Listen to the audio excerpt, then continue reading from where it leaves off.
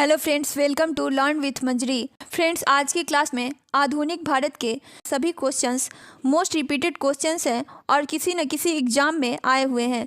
तो आप इस क्लास को अंत तक जरूर देखिए ताकि आपके एग्जाम की तैयारी बेहतर ढंग से हो सके। तो चलिए शुरू करते हैं आज का क्लास। चंपारण भारत में महात्मा गांधी का पहला सफल सत्याग्रह था। किसने गांधी जी को ब्रिटिश भारत की यात्रा करने और वहां की भूमि और लोगों के बारे में जानने की सलाह दी थी? गोपाल कृष्ण गोखले ने। चंपारण सत्याग्रह इनमें से किससे संबंधित है? नील की खेती से। बिहार का चंपारण महात्मा गांधी द्वारा 1917 में किए गए सत्याग्रह का साक्षी था। किस शहर में गांधी जी को चंपारण की समस्याओं के बारे में सूचित किया गया था और वहां आने के लिए आमंत्रित किया गया था? लखनऊ शहर में। महात्मा गांधी दक्षिण अफ्रीका से भारत कब लौटे? जनवरी 1915 में। महात्मा गांधी दक्षिण अफ्रीका से भारत जनवरी 1915 में लौटे थे। अगला प्रश्न है, बंगाल में JN सेनगुप्ता ने अखिल बंगाल सविनय अवज्ञा परिषद का गठन किया था। किस आंदोलन को नमक सत्याग्रह के नाम से भी जाना जाता है? सविनय अवज्ञा आंदोलन को।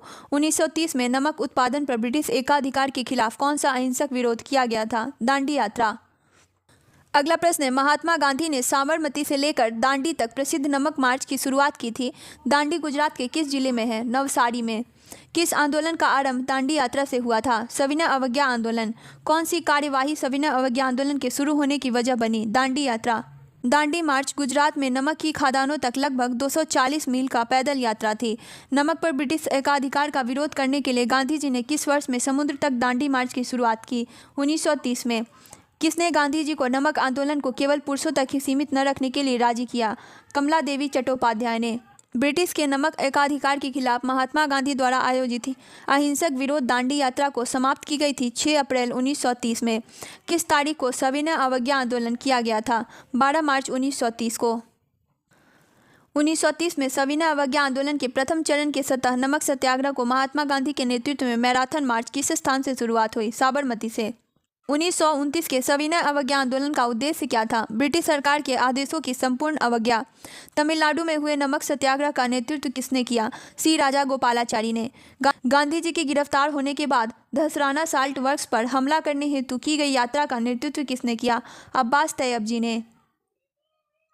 क्लेमेंट एटली, जो बाद में ब्रिटेन के प्रधानमंत्री बने, साइमन कमीशन के सदस्य के रूप में भारत आए थे। साइमन कमीशन कब भारत आया? 1928 में। साइमन कमीशन 1928 में भारत आया। साइमन कमीशन के बहिष्कार का मुख्य कारण था इस आयोग के सभी सदस्य ब्रिटिशर्स थे। किस वर्ष ब्रिटिश सरकार द्वारा 7 ब्रिटिश संसद सदस्यों के समूह साइमन कमीशन का गठन किया गया था? 1927। साइमन आयोग 1927 का बहिष्कार क्यों किया गया था? क्योंकि आयोग में कोई भारतीय मूल का सदस्य नहीं था।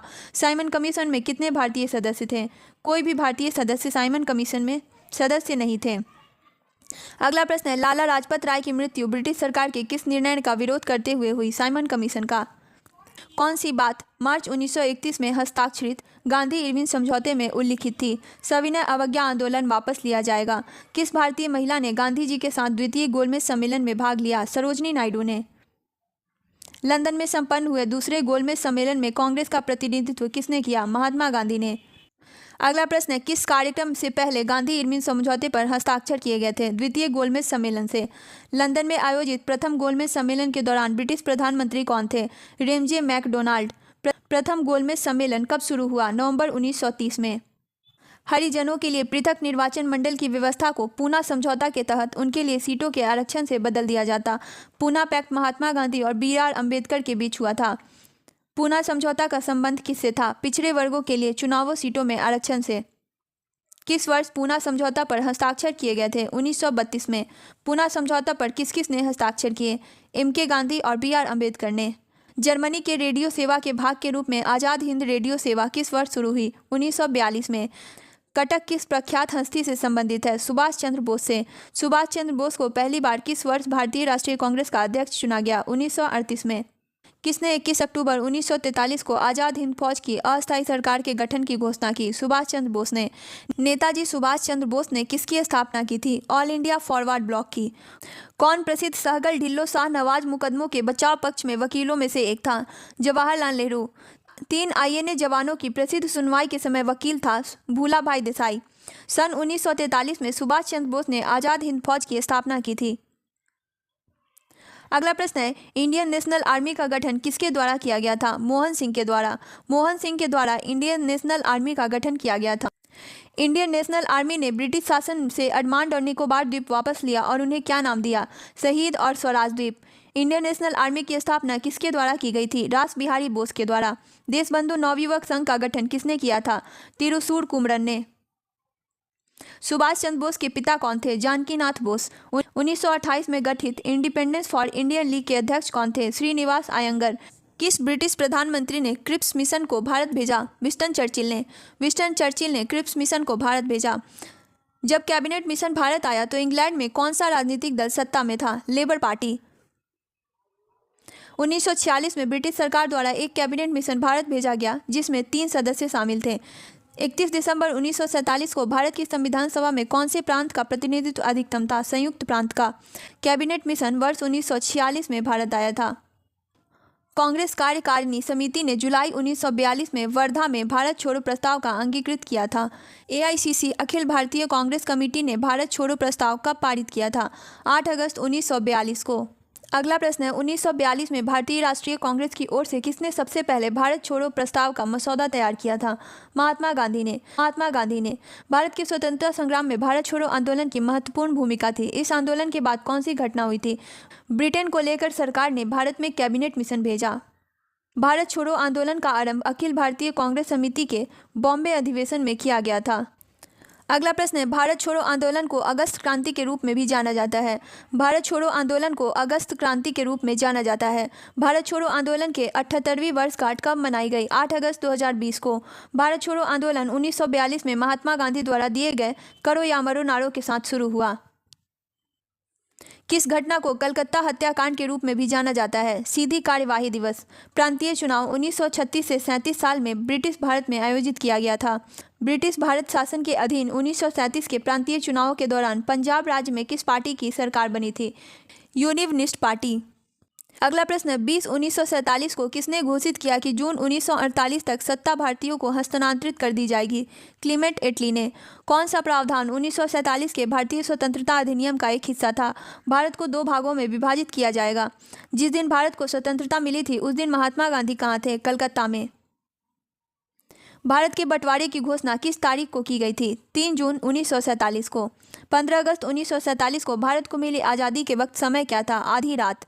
आधी रात को भारत को आज़ादी मिली थी। ब्रिटिश सरकार भारत को कब स्वतंत्रता देने के लिए सहमत हुई? 1946 में। भारत कब एक संप्रभु गणराज्य बना? 26 जनवरी 1950 को। बंगाल राज्य बंदी अधिनियम बंगाल विनियम तृतीय को किस वर्ष में पारित किया गया था? 1818 में। कौन सा अधिनियम ईस्ट इंडिया कंपनी के विभिन्न अंगों की शक्तियों और जिम्मेदारियों को परिभाषित करते हुए ब्रिटिश संसद द्वारा पारित किया गया था? विनियम अधिनियम 1773। ईस्ट इंडिया कंपनी के गतिविधियों को विनियम करने के लिए ब्रिटिश संसद द्वारा रेगुलेटिंग एक्ट का पारित किया गया था 1773 में। ईस्ट इंडिया कंपनी अधिनियम 1813 को चार्टर अधिनियम के नाम से भी जाना जाता है। जवाहरलाल नेहरू ने किस अधिनियम को दास्ता का एक नया घोषणा पत्र a new charter of slavery के रूप में वर्गीकृत किया था? भारत सरकार अधिनियम 1935 को। अगला प्रश्न है, किस अधिनियम के प्रावधान द्वारा ब्रिटेन के भारतीय प्रांतों पर ईस्ट इंडिया कंपनी के शासन को निरस्त कर दिया गया और उन्हें ब्रिटिश क्वीन के नाम पर शासित किया जाना तय किया गया? भारत सरकार अधिनियम 1858। कलकत्ता में एक शाही चार्टर द्वारा नगर निगम की स्थापना किस वर्ष की गई थी? 1726। भारत सरकार अधिनियम 1919 जिसमें कई सुधार शामिल थे, विघ्न में किस रिपोर्ट सुधार के आधार पर पारित हुआ था? मॉन्टेग्यू चेम्सफोर्ड सुधार। वायसराय की कार्यकारी परिषद में शामिल होने वाले प्रथम भारतीय कौन थे? सत्येंद्र नाथ सिन्हा। 1909 में भारत सरकार के गठन के संबंध में ब्रिटिश सरकार ने इनमें से कौन सा प्रस्ताव दिया? मॉर्ले मिंटो सुधार। भारत सरकार अधिनियम 1935 किस पर आधारित था? एक संघीय एवं संसदीय प्रणाली का सिद्धांत पर। अंग्रेजों द्वारा अंतर्देशीय उत्प्रवास अधिनियम कब लागू किया गया था? 1859 में। संविधान सभा ने स्वतंत्र भारत के लिए संविधान का मसौदा तैयार किया। इसका गठन किसके अंतर्गत किया गया था? कैबिनेट मिशन योजना 1946 के अंतर्गत। अगला प्रश्न है, ब्रिटिश संसद के किस अधिनियम के अंतर्गत प्रांतों में जिम्मेदार सरकार का प्रावधान किया गया था? 1935 का अधिनियम। भारत में ईस्ट इंडिया कंपनी ने संबंधित मामलों को नियंत्रित एवं विनियमित करने हेतु ब्रिटिश सरकार द्वारा पारित प्रथम अधिनियम कौन सा था? विनियम अधिनियम 1773। अंग्रेजों ने भारत में अप्रत्यक्ष चुनाव की प्रणाली पहली बार किस अधिनियम द्वारा प्रारंभ की थी? 1892 अधिनियम द्वारा। भारतीय संविधान के संशोधन की रिपोर्ट को सामान्यतः मॉन्टेग्यू चेम्सफोर्ड रिपोर्ट के नाम से जाना जाता है। यह रिपोर्ट कब प्रकाशित हुई? 1918 में। हड़प नीति व्यपगत का सिद्धांत किस गवर्नर जनरल ने लागू की थी? लॉर्ड डलहौजी ने। हड़प नीति लॉर्ड डलहौजी ने लागू की थी। अगला प्रश्न है, कॉलिन मैकेंजी को वर्ष 1815 में भारत का पहला महासर्वेक्षक नियुक्त किया गया था। कॉलिन मैकेंजी को भारत का पहला महासर्वेक्षक नियुक्त किया गया था। भारत सरकार अधिनियम 1919 भारत के तत्कालीन वायसराय एडविन मॉन्टेग्यू द्वारा सिफारिश पर पारित किया गया था। किसने 1851 में अवध राज्य को एक चेरी जो एक दिन हमारे मुंह में गिर जाएगी के रूप में वर्णित किया था? लॉर्ड डलहौजी ने। लॉर्ड डलहौजी किस अवधि में भारत का गवर्नर जनरल था? 1848 से 1856 के बीच। भारत के पहले मेडिकल कॉलेज की स्थापना लॉर्ड विलियम बेंटिंक के काल में हुई थी। भारत के पहले मेडिकल कॉलेज की स्थापना लॉर्ड विलियम बेंटिंक के काल में हुई थी। कौन भारत के अंतिम वायसराय थे? Lord Mountbatten. Lord Mountbatten Bharat के अंतिम वायसराय थे। अगला प्रश्न है, भारत में स्थानीय स्वशासन का जनक किसे कहा जाता है? लॉर्ड रिपन को। स्थानीय स्वशासन का जनक लॉर्ड रिपन को कहा जाता है। भारत में सांप्रदायिक निर्वाचन का जनक किसे कहा जाता है? लॉर्ड मिंटो को। स्वतंत्र भारत के पहले गवर्नर जनरल लॉर्ड माउंटबेटन थे। भारत के इनमें से किस वायसराय ने निर्वाचित स्थानीय सरकारी निकायों का सृजन की पहल की थी? लॉर्ड रिपन ने। व्यपगत का सिद्धांत नीति किसने तैयार की थी? लॉर्ड डलहौजी ने। लॉर्ड डलहौजी ने हड़प नीति नामक नीति तैयार की थी, जिन्होंने 1848 में गवर्नर जनरल के रूप में पदभार संभाला था। भारत रेल का जनक माना जाता है लॉर्ड डलहौजी को। किस वर्ष में भारत के गवर्नर जनरल को वायसराय की उपाधि दी गई थी? 1858 में। भारतीय संविधान के अस्तित्व में आने से पहले भारत का आखिरी गवर्नर जनरल था चक्रवर्ती राजगोपालाचारी। उस गवर्नर जनरल का नाम बताइए जिसने पैरामाउंटसी नामक नीति का आरंभ किया था? लॉर्ड हेस्टिंग्स ने। कौन सा सुधार आंदोलन वर्ष 1829 में लॉर्ड विलियम बेंटिक के कार्यकाल के दौरान हुआ था? सती प्रथा का प्रतिषेध। भारत का पहला वायसराय कौन बना था? Lord canine. भारत का पहला वायसराय था लॉर्ड कैनिन। बंगाल के पहले गवर्नर जनरल के रूप में किसे नियुक्त किया गया था? रॉबर्ट क्लाइव को। 1848 और 1856 के बीच भारत के गवर्नर जनरल कौन थे? लॉर्ड डलहौजी। किसे भारत में सिविल सेवाओं के जनक माना जाता है? चार्ल्स कॉर्नवालिस को। चार्ल्स कॉर्नवालिस को सिविल सेवाओं का जनक माना जाता है। लॉर्ड क्लाइव भारत से इंग्लैंड अंततः कब लौटा? 1767 में। भारत के किस वायसराय ने निर्वाचित स्थानीय सरकारी निकायों के सृजन की पहल की थी? लॉर्ड रिपन ने। सैनिक विद्रोह के दौरान गवर्नर जनरल कौन थे? Lord canine. 1912 में सिविल सेवाओं के संबंध में रॉयल कमीशन के गठन के समय वायसराय कौन था? Lord Hardinge. भारत में सती प्रथा का उन्मूलन सबसे बड़े सामाजिक सुधारों में से एक था। यह governor general Lord William Bentinck द्वारा किया गया था। लॉर्ड कॉर्नवालिस ने सन 1793 में भारतीय सिविल सेवा शुरू की थी। 1781 में भारत के पहले गवर्नर जनरल वैरेन हेस्टिंग्स ने मुस्लिम कानून के अध्ययन और शिक्षण के लिए मदरसा की स्थापना की थी, कलकत्ता में।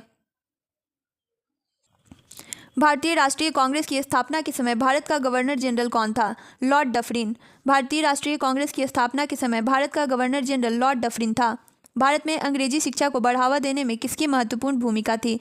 थॉमस बेबिंगटन मैकाले की। किसे अखिल भारतीय सेवाओं का जनक माना जाता है? सरदार वल्लभ भाई पटेल को। सरदार वल्लभ भाई पटेल को अखिल भारतीय सेवाओं का जनक माना जाता है।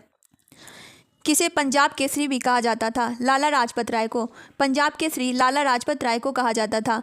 किसे देशबंधु के रूप में जाना जाता है जिन्होंने 1922 में एक सत्र के लिए भारतीय राष्ट्रीय कांग्रेस के अध्यक्ष के रूप में कार्य किया और मोतीलाल नेहरू के साथ मिलकर स्वराज पार्टी की सह स्थापना की? चित्तरंजन दास को। आधुनिक मनु के रूप में कौन जाना जाता है? भीमराव अंबेडकर। वह अंग्रेज कौन था जो भारत आया, सेंट स्टीफन्स कॉलेज में दर्शन साल पाया और बाद में दीनबंधु के नाम से जाना गया? C.F. एंड्रूज। भारतीय इतिहास में किसे बादशाह खान कहा जाता है? भारतीय इतिहास में किसे बादशाह खान कहा जाता है? खान अब्दुल गफ्फार खान को। किसने महात्मा गांधी को भिखारी के लिबास में एक महान आत्मा के रूप में व्याख्यायित किया था? रविंद्रनाथ टैगोर ने। संपूर्ण क्रांति का नारा किसने दिया था? जयप्रकाश नारायण ने। संपूर्ण क्रांति का नारा जयप्रकाश नारायण ने दिया था। भारतीय राष्ट्रवाद एक संभ्रात घटना है जो वकीलों एवं डॉक्टरों तथा जमींदारों द्वारा उपजाई गई थी। यह किसका कथन है? महात्मा गांधी का। किसने कहा था भारत की एकमात्र आशा उनकी जनता से है, उच्च वर्ग शारीरिक और नैतिक रूप से मृत है? स्वामी विवेकानंद ने। स्वराज मेरा जन्मसिद्ध अधिकार है और मैं इसे लेकर रहूंगा। यह किसका कथन है? लोकमान्य तिलक का। भारतीय रेलवे ने विविध संस्कृतियों के लोगों को एक साथ लाकर भारत में स्वतंत्रता संग्राम में योगदान किया था। यह कथन किसका है? महात्मा गांधी का। अगला प्रश्न है, किसे grand old man of India के नाम से जाना जाता है? दादा भाई नौरोजी को। दादा भाई नौरोजी को grand old man of India के नाम से जाना जाता है। किसे भारत के लौह पुरुष के नाम से जाना जाता था? सरदार वल्लभ भाई पटेल को। वल्लभ भाई पटेल को सरदार की उपाधि किसने दी थी? महात्मा गांधी जी ने। जवाहरलाल नेहरू ने किसके निधन पर कहा हमारे जीवन से रोशनी चली गई? महात्मा गांधी के निधन पे। महात्मा गांधी के निधन पे जवाहरलाल नेहरू ने कहा कि हमारे जीवन से रोशनी चली गई। महात्मा गांधी ने किस आंदोलन के दौरान करो या मरो का नारा दिया था? भारत छोड़ो आंदोलन के दौरान। भारतीय स्वतंत्रता संग्राम के दौरान दिल्ली चलो का नारा किसने दिया था? सुभाष चंद्र बोस ने। किसे भारत के मार्टिन लूथर के रूप में जाना जाता है? दयानंद सरस्वती को। दयानंद सरस्वती को भारत का मार्टिन लूथर किंग के रूप में जाना जाता है। M.K. गांधी को महात्मा की उपाधि किसने दी थी? रविंद्रनाथ टैगोर ने। किस महान स्वतंत्रता सेनानी को देश बंधु के नाम से जाना जाता है? चित्तरंजन दास को। चित्तरंजन दास को देश बंधु के नाम से जाना जाता है। किसे फादर ऑफ इंडियन सर्विसेज कहा जाता है? सरदार वल्लभ भाई पटेल को। सारे जहां से अच्छा गाने की बोल किसने लिखे? मोहम्मद इकबाल ने। Swaraj is my birth right and I shall have it, यह किस नेता ने कहा था? बाल गंगाधर तिलक ने। जवाहरलाल नेहरू के अनुसार किसे आधुनिक भारत के मंदिरों के रूप में जाना जाता है? बांधों को। अगला प्रश्न है, जय जवान जय किसान का नारा किसने दिया था? लाल बहादुर शास्त्री ने। गांधी जी को ब्रिटिश ने कौन सी उपाधि प्रदान की थी जो उनके द्वारा त्याग दी गई थी? कैसरे हिंद की उपाधि। रविंद्रनाथ टैगोर को गुरुदेव की उपाधि किसने दी थी? महात्मा गांधी ने। सहिष्णुता के अभ्यास में उसका दुश्मन ही उसका सबसे अच्छा शिक्षक होता है, यह शब्द किसने कहे? दलाई लामा ने। बिस्मार्क ऑफ इंडिया किसे कहा जाता है? वल्लभ भाई पटेल को। वल्लभ भाई पटेल को बिस्मार्क ऑफ इंडिया कहा जाता है। अवध के किस नवाब ने लखनऊ में बड़ा इमाम बाड़ा का निर्माण करवाया था? आसफउद्दौला ने। वर्ष 1971 से नई दिल्ली स्थित मशहूर स्मारक इंडिया गेट पर अमर जवान ज्योति अखंड रूप से प्रज्वलित है। दिल्ली में स्थित इंडिया गेट का डिजाइन किसने तैयार किया था? एडविन लुटियंस ने।